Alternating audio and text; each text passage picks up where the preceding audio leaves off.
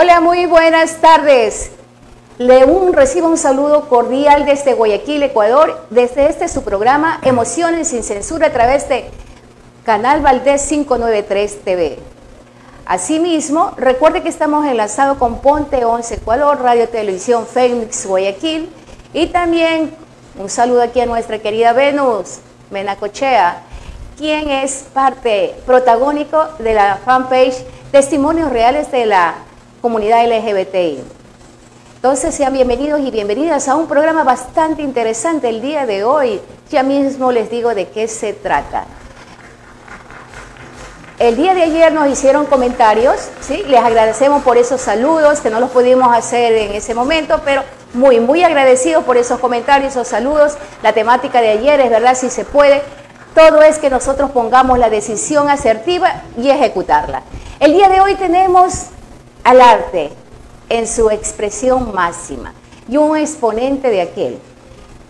Antes de decir su nombre, vamos a decir cuáles son las cualidades y virtudes que tiene nuestro invitado. Un invitado de lujo. Desde el día que hemos retomado el programa Emociones sin Censura. Él es un gestor cultural activo, además es escritor de serie negra y ciencia ficción. Así también él es pintor, ilustrador, ¿sí? Tiene muchas cualidades. Pero para saber quién es él, lo vamos a presentar y a recibirlo con un fuerte aplauso. Él es el arquitecto Fernando Naranjo, exdirector de la Casa de la Cultura del Guayas. Muy buenas tardes. Muchísimas gracias, Verónica, por esta invitación. Un saludo muy afectuoso para toda tu audiencia. Gracias, mi querido Fernando. Realmente para mí es un privilegio que hayas aceptado la invitación en este programa donde vemos mucho la parte emocional. Pero antes de entrar a esta parte, yo te comentaba, me gusta que el público, los internautas, conozcan esa parte humana, ese ser humano que existe dentro de cada exponente, cada panelista que viene aquí a nuestro programa. A ver, Fernando, cuéntame un poquito de ti. Él es arquitecto y me gustaría saber, ¿qué fue primero? ¿Tu parte profesional dentro de ese nivel o tu parte profesional artística?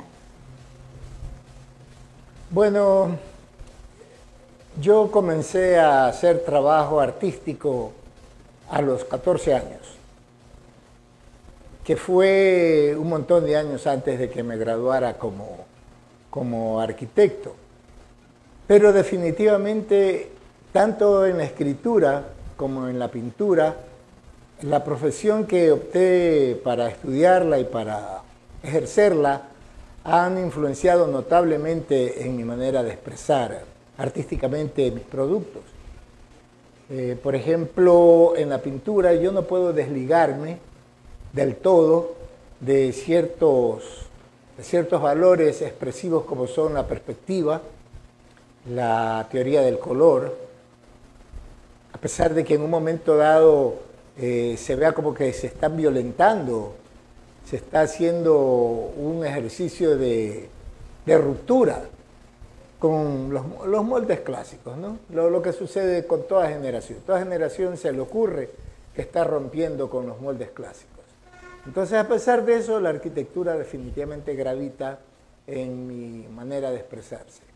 También gravita en mi manera de escribir, porque la estructura de un cuento, de un relato, de una novela, obedece a un manejo del espacio y del tiempo, que es la arquitectura.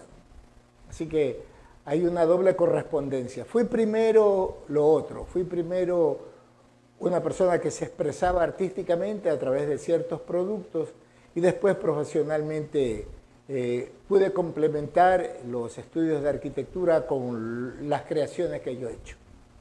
Perfecto. Una pregunta, mi querido Fernando. Tengo entendido que hace poco tiempo realizaste una exposición con 87 obras de arte, si mal no recuerdo, y que entre ellas la mayor parte era la técnica de acuarela. Déjenme decirles, hoy en día los pintores ya no utilizan la técnica acuarelista, ¿Qué otra técnica utilizaste? Y me gustaría que el público se entere así, de una manera sencillita, cuáles son esas técnicas que tú utilizas más. Bueno, yo utilizo las artes plásticas sobre superficies. Óleo sobre lienzo, acrílico sobre lienzo, sobre cartón, sobre Playwood, MDF, cualquiera de esos aglomerados que existen ahora. Y en el caso de la acuarela, pues tintes de acuarela sobre papel prensado, muy prensado, lo que se llama cartulina. Esos son digamos, los medios que yo utilizo para expresar los productos que artísticamente realizo. No me he dedicado, por falta de tiempo, creo que por un poco de vagancia mía también, al trabajo tridimensional de la plástica escultural, pero creo que podría hacerlo. Es cuestión de tener un poco de tiempo y un espacio organizado para poder realizar esa tarea. Te voy a contar una anécdota que a mí me pareció muy conmovedora. Cuando yo estuve en la Casa de la Cultura, yo estaba relacionado con una gente que trabajaba con discapacitados. Y entonces, la mayor parte de esos discapacitados eran ciegos. Y yo los había conocido a su vez años atrás cuando hubo una feria de libro en el MAC, una feria organizada por el Ministerio de Cultura, y el stand más visitado de esa feria fue el stand de los ciegos. ¿Quiénes lo visitaban? Visitaban naturalmente otros ciegos, pero guiados por sus padres, por sus compañeros o lo que sea. Iban porque habían formas muy prácticas de aprender el braille. Y ustedes sí saben que en el braille no existen, por ejemplo, los artículos, no existen las conjunciones. Es una serie, un aglomerado, por decirlo así, de verbos más sustantivos, a veces adverbios, a veces preposiciones, pero básicamente sustantivos y verbos. Así es como se expresa. Cuando tú escribes en braille, tienes que pensar que la persona que te va a leer va a coger tu trabajo en braille y lo va a poner al revés. ¿Cómo es esto? Por lo general tienes una pluma, tienes un lápiz sobre una superficie que tiene varios agujeros. Entonces tú comienzas a escribir hundiendo la pluma en el papel. Si tú pasas la mano, así sea ciego o no, tal como queda después que el sujeto hace su operación de braille, no vas a sentir una gran diferencia. Tienes que poner el papel al revés y entonces sientes la diferencia con los pupos que quedan del papel que ha sido perforado. Ahí están las letras. Eso significa que el ciego tiene que escribir al revés, para que cuando tú pongas al revés tu papel, leas al derecho. Eso a mí me pareció sumamente conmovedor. Es decir, si ya se nos hace un lío cuando somos niños escribir de izquierda a derecha, como en nuestra cultura occidental, ¿no? Escribimos de izquierda a derecha. Hay culturas que escriben al revés, de derecha a izquierda, pero en todo caso para nuestra cultura eso ya constituye un desafío. Imagínense en el braille. Conectado con estas personas ciegas, ¿no? Imagínense usted la carga emocional que para ellos implica poder escribir, relacionarse con otro. Imagínense si hace poesía. Wow. Imagínense si te relata una historia que se ha inventado. O sea, su carga emocional en un momento dado déjate en ridículo lo que hacemos los normales, ¿verdad? Invité a algunos miembros de este gremio de ciegos a un taller de escultura. El taller era con cerámica. Tenían que moldearlo con sus manos. Y en la Casa de la Cultura había una gran cabeza esculpida por Pacciani, un famoso escultor italiano que estuvo aquí y que es el autor de la mayor parte de las estatuas del cementerio. Teníamos una cara, una cabeza de este hombre. Y entonces los ciegos tocaban la cara de esta figura como en cartón piedra, y después utilizaban su dedo índice como escala. ¿Cómo es eso? Es decir, si la figura era grande y ellos no tenían por qué hacer de ese tamaño su trabajo, su réplica, que era más chico, entonces ellos tocaban, por decirle, la frente, medían con sus dedos cuánto tenía la frente, cuánto tenía el mentón, cuánto tenía la nariz, la boca, todo iban palpando. Y entonces usaban su dedo como escala. Cogían el pulgar y se lo ponían en la base de la barbilla y ponían el dedo índice en la parte baja del labio. Es decir, eso mide mi barbilla. Y eso lo tengo que trasladar a la pieza de cerámica. Es una cuestión realmente asombrosa, ¿no? Cualquier emoción que nosotros pretendamos tener como personas con nuestros sentidos completos quedan impactados por esa formidable tarea de estas personas. Y bueno, ustedes podrán decir, ya bueno, eso es admirable, pero ¿y los resultados?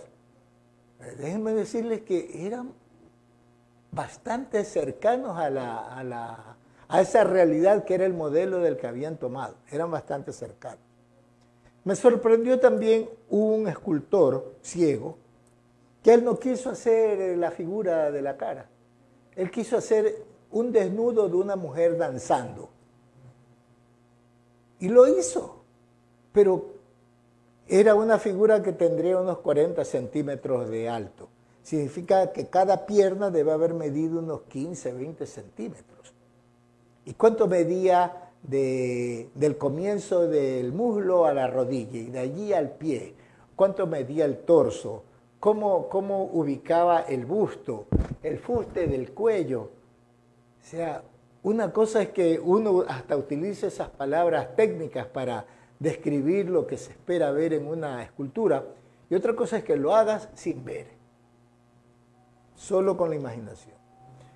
Entonces, realmente las motivaciones, que son lo que tiene que ver con las emociones, que hace que una persona haga ese tipo de tareas, tienen que ver naturalmente con una meta.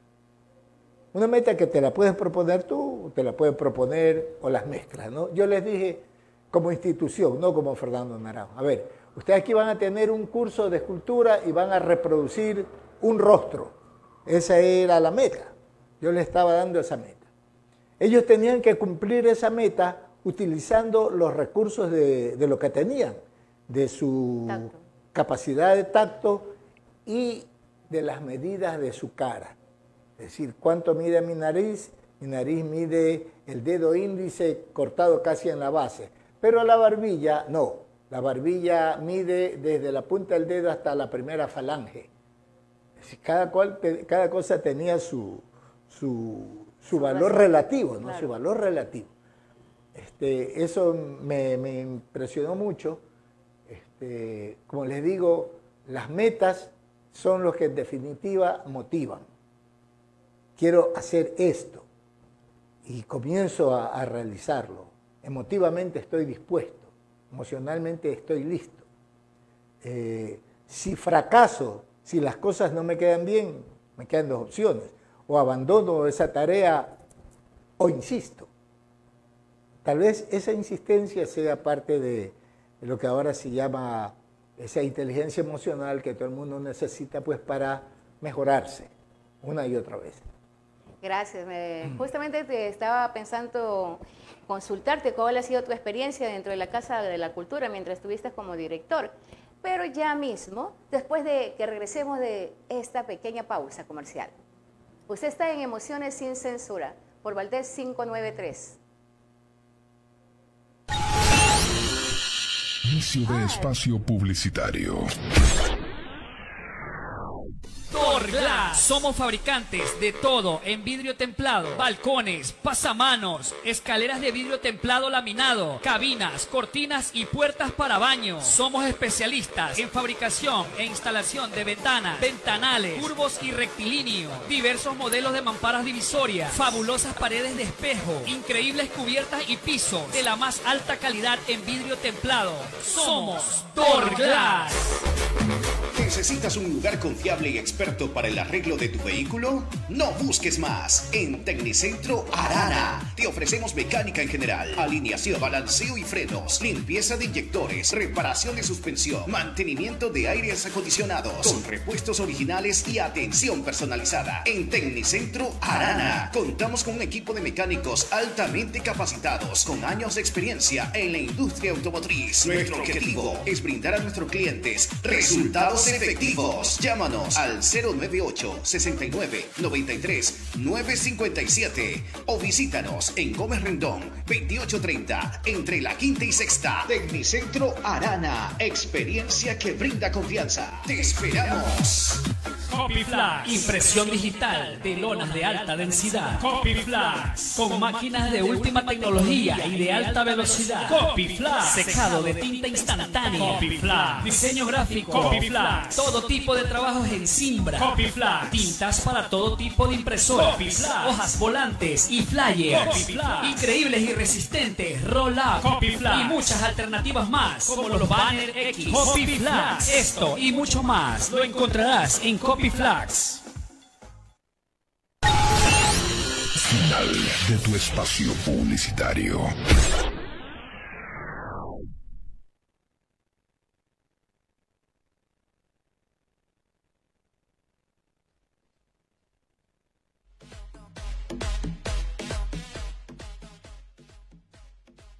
En su programa Emociones sin Censura, transmitido por Valdés 593, enlazado con Ponte 11 Ecuador, Radio TV Fénix Guayaquil, testimonios reales de la comunidad LGBTI, y también por mi plataforma Verónica Rosado Calderón. Bueno, aquí tenemos a nuestro invitado, un invitado realmente es un honor para nosotros tenerlo, como es el arquitecto Fernando Naranjo. Es director de la Casa de la Cultura del Guayas. Nos comentaba hace un momento esa experiencia tan impactante que tuvo con este gremio de personas no videntes y la sorpresa que se llevó, ¿no? Que obviamente todas las metas que nos pongamos son las que realmente nos tienen que motivar. Nunca hay que rendirse porque el mejor desafío con quien usted realiza es con usted mismo. Vamos a seguir conversando.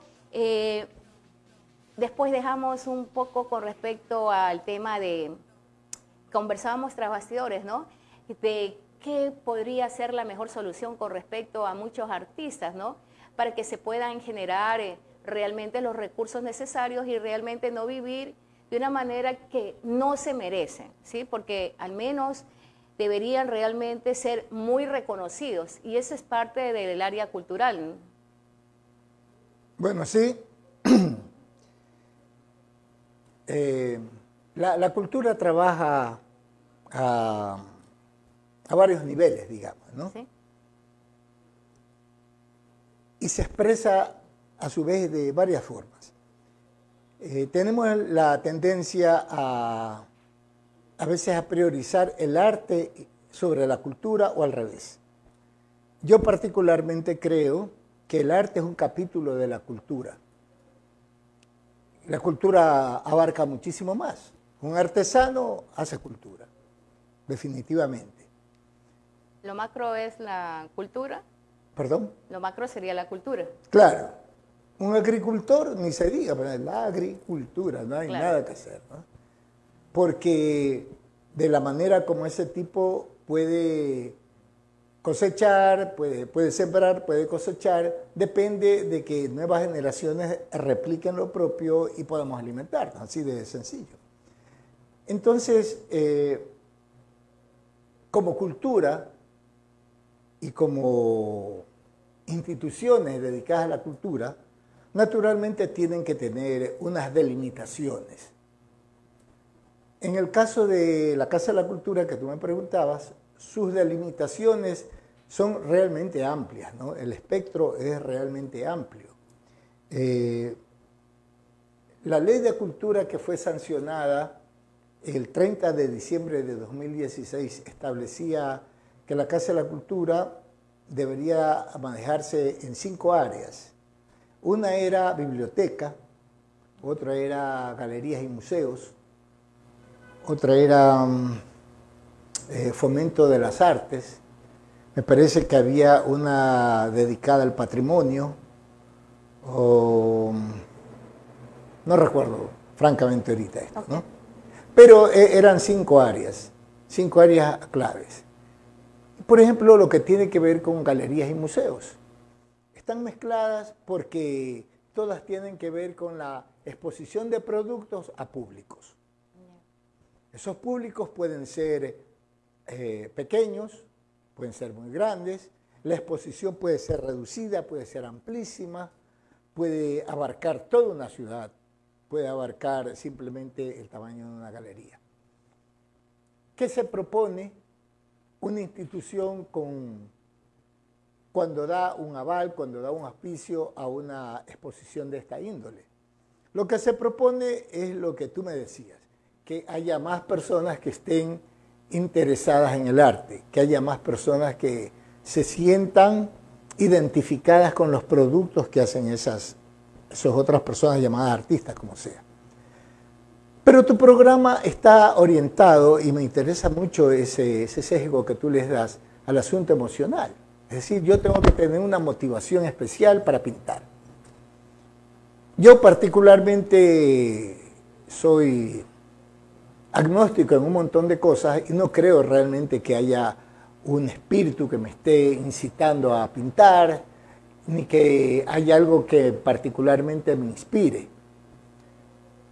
Pero la primera intención que tuvo el hombre, la primera motivación, las primeras metas que se propuso el hombre cuando comenzó a dibujar o a pintar, era generar una respuesta de parte de sus espectadores. ¿Cómo así? Por ejemplo, si yo dibujo un gran bisonte, ¿no? Yeah. Estos animales enormes que poblan las estepas, lo dibujo de perfil, enorme, como es fiero, con sus patas cortas, ¿no? Su gran cabellera, sus cuernos. Ese animal, que está tan bien dibujado, parece que yo he logrado captar el espíritu de ese animal. Así que ahí tengo una primera meta lograda, ¿no? Está tan bien hecho que yo he logrado captar la esencia del animal, ¿no? Su vitalidad, su fiereza. Pero si yo quiero que la tribu se aproveche de eso, tengo que cazarlo. Y solo no lo puedo hacer. Entonces, alrededor de ese bisonte pongo unas 3 docenas de hombrecitos con flechas y con lanzas. Yo le estoy diciendo a las generaciones que vengan, vea, así tienen que hacer. No lo pueden hacer solos. Trabajo en equipo. Tiene que haber un equipo que se encargue de coger a ese sujeto. Y cuando vemos en perspectiva, después de miles de años que alguien pintó esas figuras, entendemos sus motivaciones, pero las nuestras son diferentes, ¿no? Nosotros decimos, wow, mire cómo utilizó el colorido, cómo le dio el tono marrón, cómo le dio el color de la piel. Y mire cómo contrasta, porque la parte, digamos, el background, la escenografía, tiene otra coloración para que esto pueda destacar. Ahí hay un gran contraste. Ocupamos una serie de elucubraciones técnicas sobre ese resultado. Pero actualmente las motivaciones para el arte son distintas. Son distintas en nuestra cultura occidental. Son distintas en las culturas orientales. Son distintas en las culturas polinésicas, ¿no? de las islas. Tienen cada cual su propia cultura. identidad. Yo me estoy acordando en este momento de una novela que se titula Me llaman rojo, y su autor es Orhan Pamuk, que es un premio Nobel turco. Sí. La anécdota de la novela es que el califa quería ser pintado, quería ser retratado como lo hacían los infieles. ¿Quiénes eran los infieles? Eran los que estaban al otro lado del Adriático, ¿no? Del Egeo, pasando a la península del Peloponeso, están al otro lado del Adriático, allá en Italia. Estos infieles no tenían la cordura, no tenían la decencia de poner a sus autoridades en primer plano, no, sino que los ponían en perspectiva. Claro que así parece más real, parece como que si estuvieras dentro de la escena, pero no puede ser que después de Alá, que está el sultán, que están sus autoridades y que al último están los vasallos, no puede ser que estos infieles pongan en primer plano un perro. Entonces había una gran discrepancia entre los ilustradores musulmanes y el deseo del sultán, que había estado en Florencia, en algún lugar de Italia seguramente, de ser retratado como pintaban los infieles. Ellos sentían que estaban pecando, que toda la estructura mental en la que se basaba su fe, su religión, se estaba desbaratando en el momento que ellos pintaban como estos infieles. Así es. Nosotros no notamos esas diferencias ahora, ni nos importan, ni las conocemos ni las queremos conocer. Eso significa que para cada época hay unas metas especiales que alcanzar, unos obstáculos especiales que superar. Y todos tienen que ver naturalmente con las emociones que tengamos y con ese otro ingrediente que ya no es espontáneo, porque las emociones son espontáneas, ¿no? Sí, siento miedo, ¿no? Yeah. Siento fervor, siento afecto, ¿no? Eso es más o menos espontáneo. Pero los sentimientos, dice, yo voy a tener afecto solamente por las personas que me quieren, por los otros no. Nos programamos. Claro, entonces ya comienzo a discriminar, ¿verdad? ¿No? Sí. Y entonces tal vez alguien sea muy tolerante y dice, no, yo quiero a todos por igual. Pero hay otros que no son así, dicen, no, yo quiero a los que me quieren. Entonces hay esos otros ingredientes que ya son productos de un proceso mental, ¿no? De un proceso cerebral que de alguna manera alteran esas emociones. Lo que pasa, mi querido Fernando, en esta parte, ¿no? Que decidimos querer a quien me quiere, es porque es más fácil. A veces nos gusta quedarnos en nuestra zona de confort, porque si yo empiezo o me pongo como meta a tener tolerancia, a escuchar a esa persona que realmente me cae supremamente antipático, significa que tengo que empezar a disciplinarme. Por eso es más práctico amar al que me ama y odiar al que me odia, antes de empezar a tener simpatía, empatía con el que me es desagradable. Bueno, ¿sabes qué? En este momento la humanidad está atravesando unas situaciones muy, muy especiales, ¿no? Por ejemplo, yo veo en las redes un interés prácticamente deplorable sobre lo que le pasa a los palestinos en Gaza. Sí. O sea, de mis amigos, de mis allegados, ¿a quiénes les preocupa lo que sucede en Palestina? Lo primero que sucede cuando ves una noticia, ¡ah! ¡Qué terrible! Están matando niños. ¿Cuál es la emoción que me debería nacer a mí? Una repulsa, ¿no? Un rechazo total, un discrimen contra los que están haciendo esto. Si yo quiero expresar artísticamente eso, probablemente se me haga muy complicado utilizar elementos estéticos porque son como un poco opuestos a estas emociones. Tal vez más fácil sería hacer un documental. Más sencillo. Una ilustración, un cómic, que una pintura, digo yo. Tal vez alguien encuentra la manera de resolverlo. Pero si te preocupan tanto las emociones y esa es la orientación de tu programa, yo percibo que la humanidad entera está manejando sus emociones para que éstas no se expresen. Nos hemos llenado de superficialidades. Sí, así es, ¿Sí? así es. A establecer unos puntos de vista de comodidad, de zona de confort, como le llamas tú, ¿no? Sí. Así es.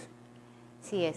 Bueno, está interesante, pero tenemos que ir a una ligera pausa comercial y ya volvemos con más de Emociones sin Censura. El tema de hoy, las emociones en el arte. Ya volvemos.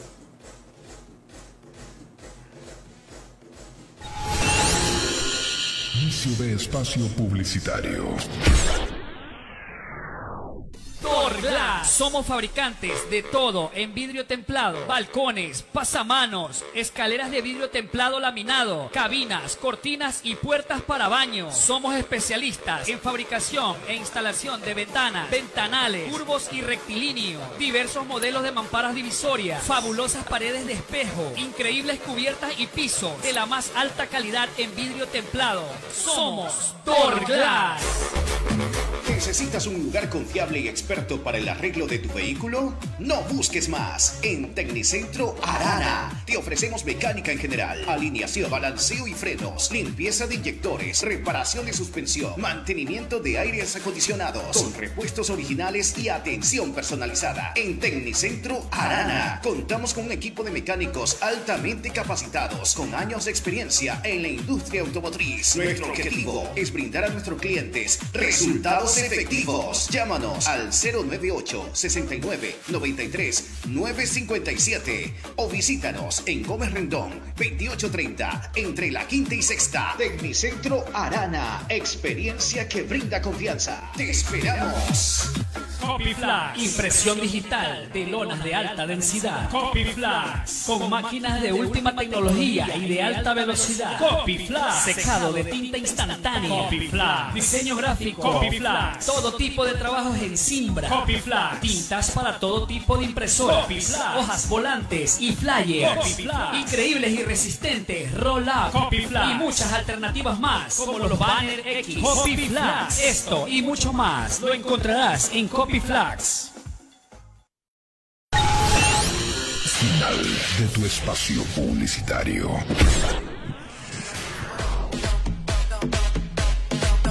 Bueno, aquí estamos de vuelta con más de Emociones sin Censura. Con nuestro invitado, el arquitecto Fernando Naranjo, es director de la Casa de la Cultura Ecuatoriana. Recordemos que él es un gestor cultural. Recientemente ha hecho una exposición con 87 pinturas, además de que es escritor. Muchos verán que aquí en la mesita tengo algo, ¿sí?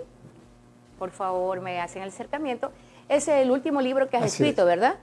Los Custodios de la Piedra. Los Custodios de la Piedra es la última obra realizada por nuestro querido amigo. Él es escritor, recordemos, es pintor, es gestor cultural, es ilustrador, tiene muchas cualidades, ¿sí? Entonces, sí, me gustaría que me hables un poquito de tu obra, ¿no? Porque tú te dedicas a la ciencia ficción y también la serie negra. Así es. Y nuestro público también le gustaría saber de qué se trata Serie Negra.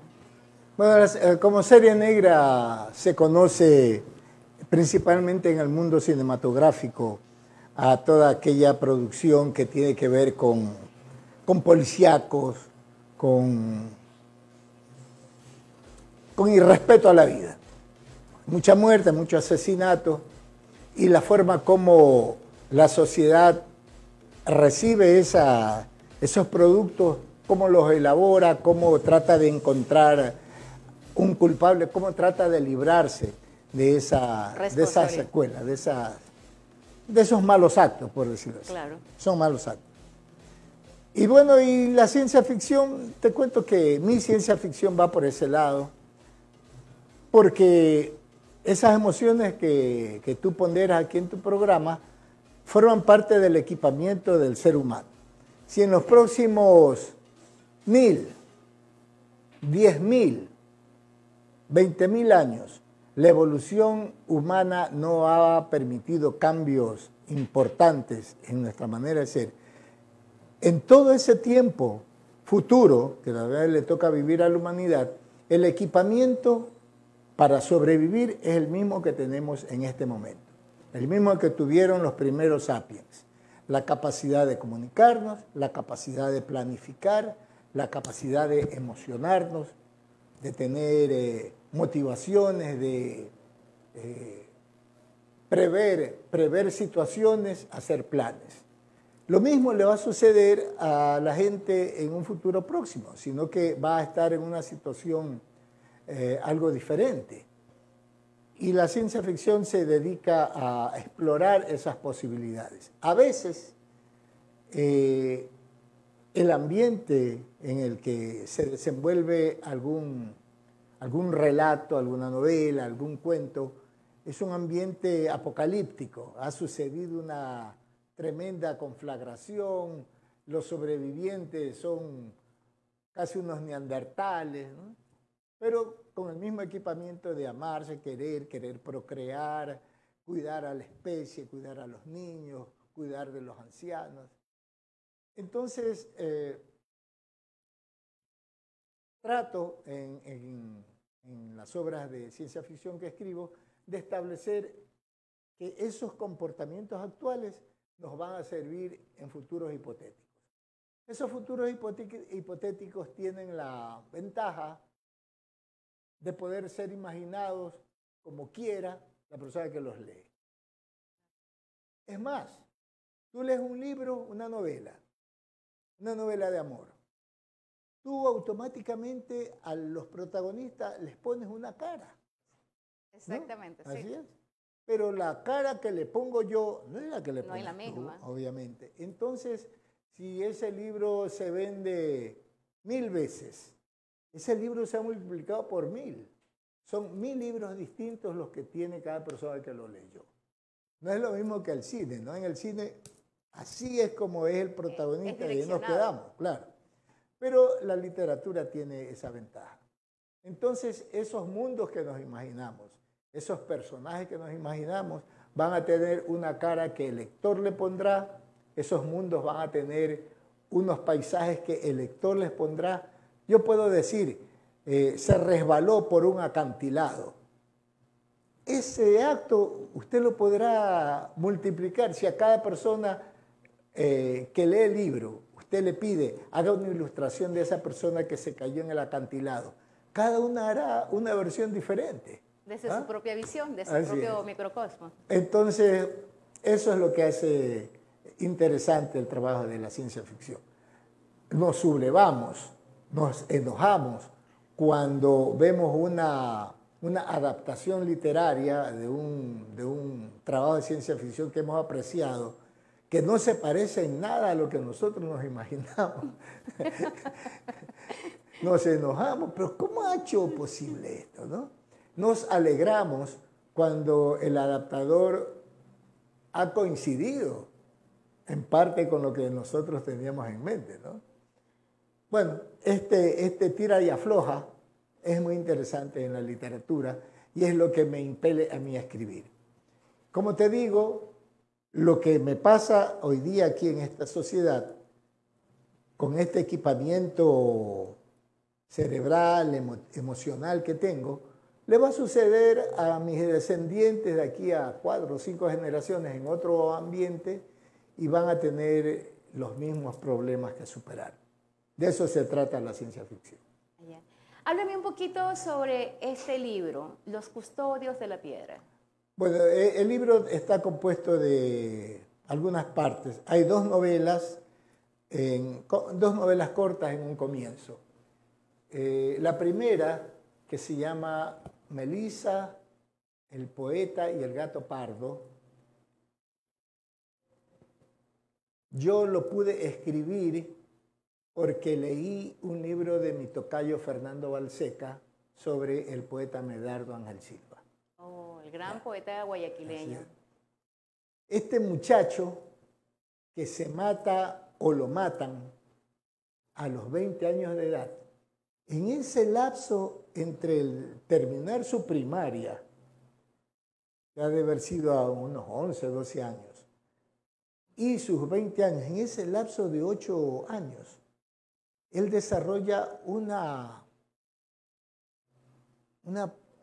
producción literaria realmente formidable, tomando en cuenta la edad que tenía. Aprende inglés por sí mismo, aprende francés por sí mismo, leía todos los clásicos, los románticos, ¿no? Contrario a lo que la gente supone, yo tengo mis propias suposiciones con respecto a él. Yo no creo que a él le obsesionaba la muerte más de lo que me obsesiona a mí o a ti. Pero era su patín, como dicen los muchachos ahora, ¿no? Sí. Era su onda, andar vestido todo de negro, con espejos que no necesitaba, con un sombrero y paseándose por Guayaquil. Ese era su patín. Además que era joven, pues. Era un muchacho, así es. Después que sí, que la muerte lo perseguía, que lo veía, que lo asediaba, o sea, son tonterías. Sí, esos son accesorios que las demás personas ponen, ¿no? Sí, y es probable que viendo el efecto que tenía, voy a escribir sobre eso, ¿no? Así que había ese espíritu rebelde nato en la juventud. Había una correspondencia entre él y la sociedad. La anécdota que yo persigo es que alguien del futuro viaja al pasado a llevárselo a Medardo Ángel Silva. Va a aprovechar que se muere creo que era el 10 de junio de 1919, creo que se muere, una cosa así. Ese momento que él se quita la vida, esta persona se lo lleva y no cambia la historia, porque ese sujeto desaparece ese día. Yeah. Él ya no vuelve a tener ninguna actividad histórica a partir de su muerte. Entonces, esta civilización, esta cultura del futuro cree que se lo puede llevar tranquilamente y no va a afectar el desarrollo de acontecimientos de la humanidad. Pero ¿para qué se lo lleva? Esa es la pregunta. Es lo claro. que está ¿Para qué se lo llevan? Lo que el cuento trata de decir es que se trataba de una sociedad algo decadente que había olvidado la importancia de la creatividad. Y entonces ellos estaban haciendo una colección de muertos, ¿no? Poeta que se moría, poeta que se lo llevaba, ¿no? Escritor que se moría, escritor, para volver a conocer en carne propia lo que era el valor de crear. Esa es la anécdota. Pero la novela da pues para conocer el Guayaquil de comienzos del siglo XX, conocer sus calles, parte de su arquitectura, su clima, lo que la gente comía, lo que la gente pensaba. Recordando al Guayaquil de antaño. Así es, así es.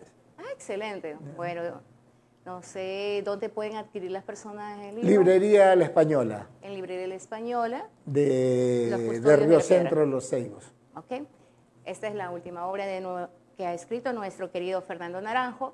Yo voy a aprovechar este medio porque mientras él estuvo como director de la Casa de la Cultura, nos abrió las puertas a realizar una serie de actividades allí. También dentro de la parte diplomática hicimos con claro. 2 embajadas, realizamos actividades allí. Y obviamente también nosotros nutrimos un poco esa biblioteca donando ciertos libros, ¿no? Y él siempre ha sido una persona muy dispuesta a trabajar con nosotros, más con esta servidora, y siempre le voy a quedar eternamente agradecida por esa espontaneidad, por ese deseo de poder trabajar en equipo, ¿no? Eso siempre me impactó, me ha gustado mucho. Y esa es una de las razones que yo siempre, aquí los que vienen, los que están aquí en el programa, son gente muy especial para mí, de las cuales yo siempre les voy a estar muy agradecida porque cada uno de ustedes han edificado, han contribuido mucho a la Verónica de este momento. Y yo sé que la de mañana va a ser mucho mejor, porque de eso se trata la vida, esa parte emocional. Por eso es que era importante que tú expreses también que los artistas tienen su onda emocional. Indudablemente. Sí, y que tratan de compartirla hacia los demás, hacia el público, pero que lamentablemente dentro de sus obras no son tan apreciadas y es necesario educar y recordarles que el arte es una manera de manifestar muchos sentimientos, ¿sí? Porque él, hace un momento Fernando decía que las emociones es algo espontáneo, obvio, porque ella solamente es temporal. Pero si yo veo que realmente voy a consolidar algo que traiga beneficios hacia mi persona, yo permito que esa emoción se convierta en un sentimiento y frente a eso yo empiezo a edificar columnas realmente fuertes que van a permitir que yo como individuo sea cada día mejor. Ayer comentábamos con el otro invitado desde México, decíamos que es necesario volvernos a humanizar. Nos hemos vuelto tan superficiales, no apreciamos el trabajo, el desarrollo de los demás.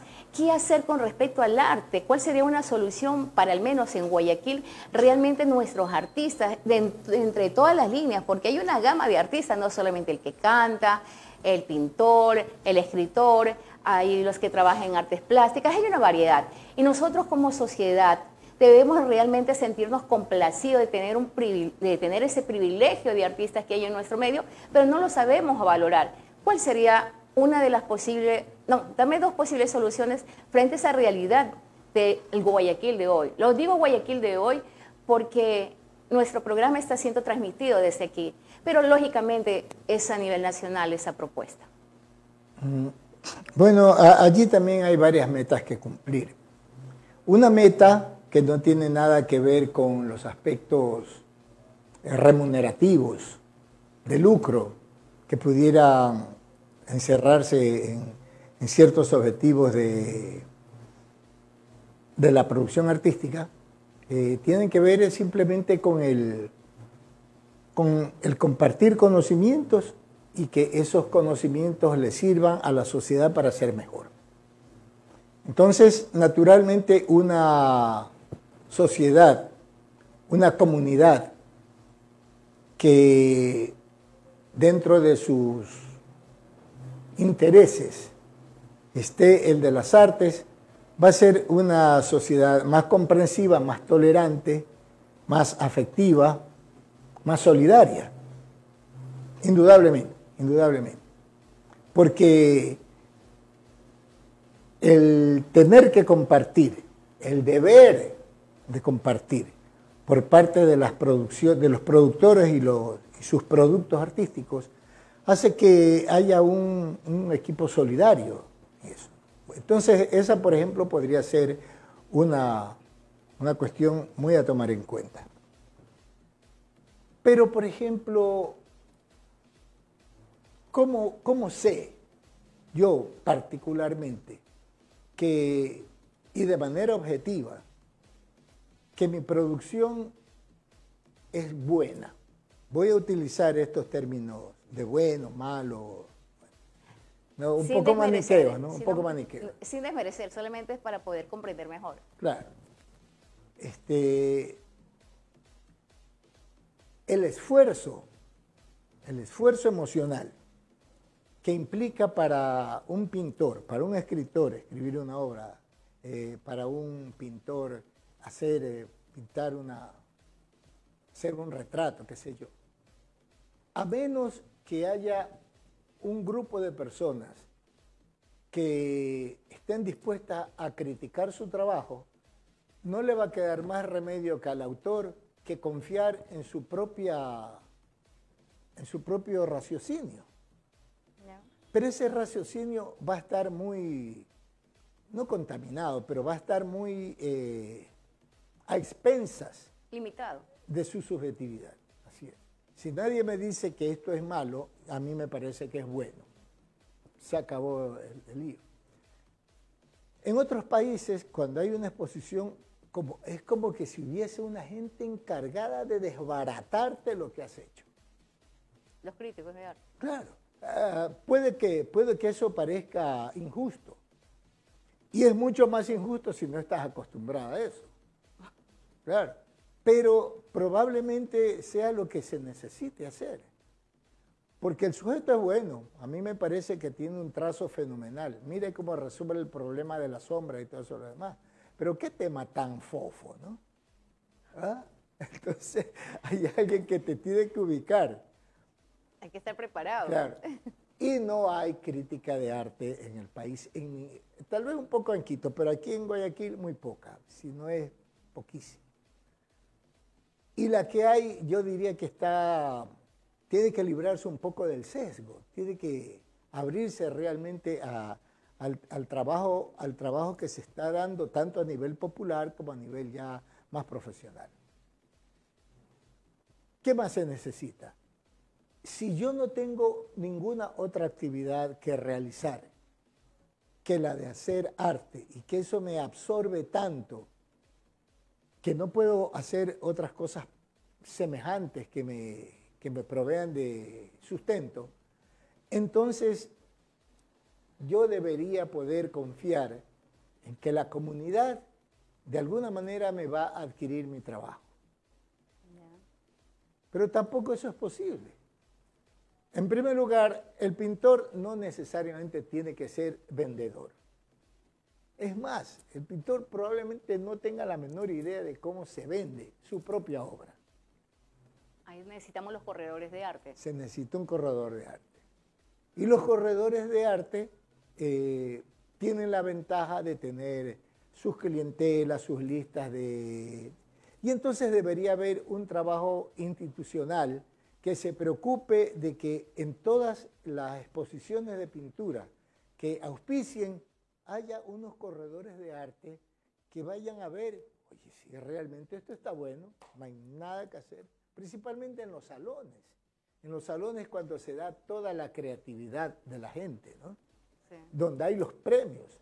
Los premios yo diría que en los salones son completamente libres de cualquier sospecha. Porque hay un director del salón, al menos en la Casa de la Cultura, un director del salón, los otros miembros del jurado, que por lo general son 4, y hay que ver las peleas que se arman entre ellos para definir una cosa y otra. O sea que si ese sujeto salió premiado es porque tenía que salir premiado, no había otra. No había otra. Ya, no había otra opción. Entonces, si la comunidad pudiera brindar al artista la posibilidad de vivir de su arte, sería lo formidable. Pero realmente este es un paso muy, muy complicado, muy difícil. Yo no sé si haya algún lugar donde eso se dé, pero es lo que debiera pasar. Yo conozco en el Ecuador a muy pocas personas que viven del arte exclusivamente. Y conozco uno en particular que vivía del arte, al cual yo aprecio mucho, y que tuvo la desgracia durante el COVID de no poder vender nada, de que le cayera diabetes, le amputaran una pierna. Yo estoy seguro que desde que aquello sucedió acá, él no ha pintado, habrá pintado 1 o 2 cuadros, pero él realmente era una de las, considero yo, una de las promesas pictóricas del país. No era tan joven tampoco, pero tenía todo de sí para dar. Ese era un buen vendedor de sí mismo. Él vendía muy bien lo suyo y vivía de eso. Ahorita no sé en qué condiciones estará, pero yo creo también entonces que ahí llegamos a un cuarto tema. Los gremios. Pero hay algunos gremios de artistas. Pero es que estos gremios deben trabajar así como trabajaban. Lo más parecido que he visto de esos gremios son los que funcionaban en la Edad Media, ¿no? Había el gremio de los que picaban piedra. Ya, había el gremio de los que hacían los frescos. Había el gremio de los carpinteros. Y se defendían, ¿no? Y eran un cuerpo ahí. Unidos. Claro. Una cosa parecida. Una cosa parecida porque si el Estado no te puede dar, y no está en capacidad de darte, ni le interesa darte, alguien tiene que socorrerte en el momento que estés jodido. Alguien tiene que venir y decirte, no te preocupes, aquí hay un fondo, tú puedes hacer un préstamo, los dividendos son muy laxos, ¿no? Es más, vamos a hacerte una exposición. Es decir, tiene que haber un cuerpo que genere... No tenemos ese entonces actualmente. Yo no conozco. Conocía de una cooperativa de artistas que se estaba formalizando, pero se estaba haciendo desde el año 2011. No sé si ya la habrán terminado de hacer. Habría que hacer el seguimiento respectivo y si necesitan impulsar, ¿no? Hay que impulsar muchas cosas que de pronto se desconocen, que no salen a la luz pública. Si lo que quiere hacer este es el medio, aprovechen Bueno, pero yo creo que de pronto puede ser que también a ciertos gremios también les llegó a sus directivos la corrupción. Puede ser como, de verdad, últimamente hemos desembocado en todos los niveles el tema de la corrupción, podría ser, pero siempre, digo yo, no, siempre cuando hay la decisión y realmente quiere generar un beneficio para todos, no seamos egoístas, ¿ya? Lo que decía hace un momento Fernando de esta persona, realmente hubiese sido maravilloso, ¿no? Que hubiese un gremio allí acompañándole en ese momento tan vulnerable que estaba pasando, y creo que la situación hubiese sido mucho mejor, ¿sí? Porque sí supe algo en su momento de aquel personaje, pero deben trabajar en equipo y no considerarse que el uno es malo y el otro es bueno, sino que realmente valorarse el nivel de talento que tiene cada uno de ustedes, que es lo fundamental, y dentro de eso crear una gran fortaleza en unidad. Yo creo que sería la mejor opción en este momento. Entonces allí se las dejo, mis queridos públicos, aquellos que tienen esa parte, esa dote artística.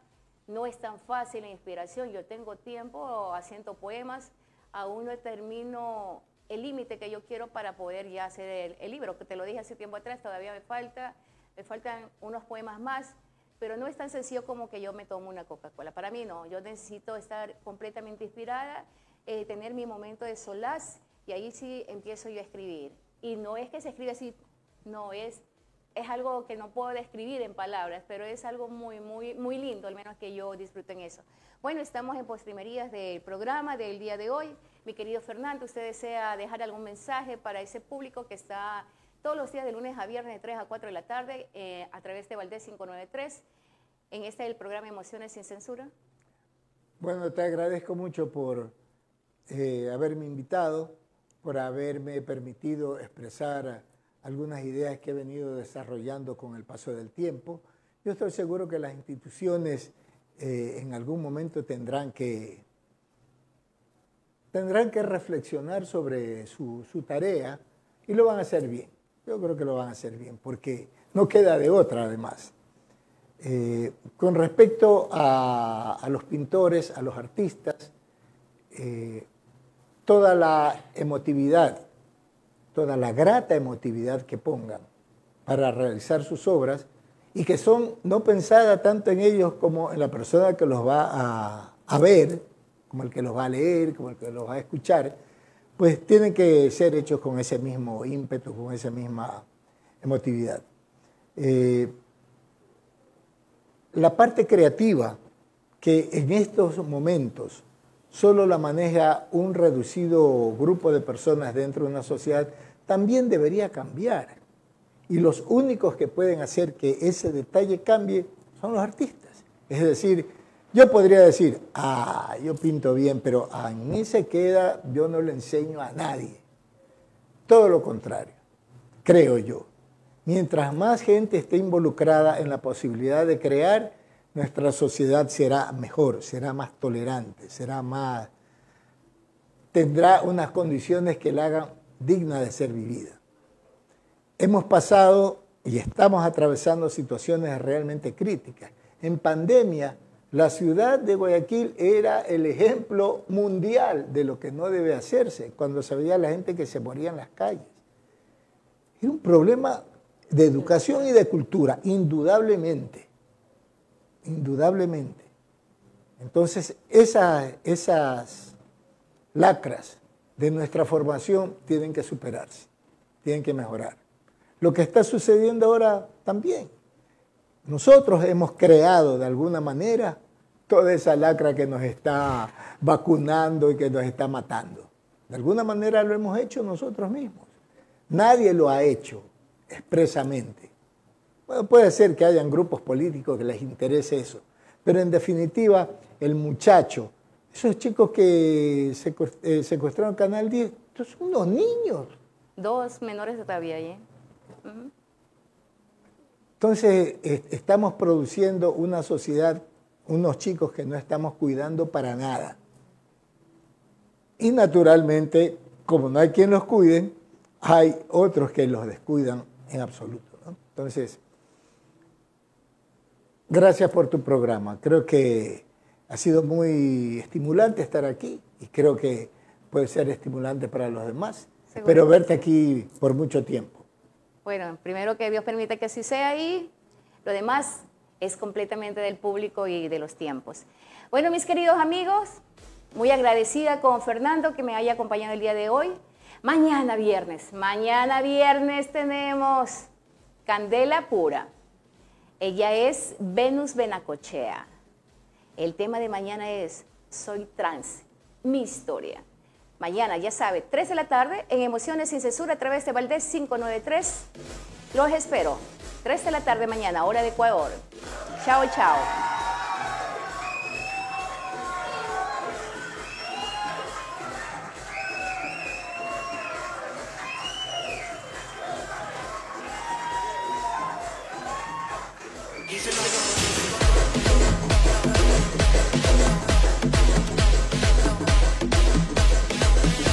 ¡Al suelo!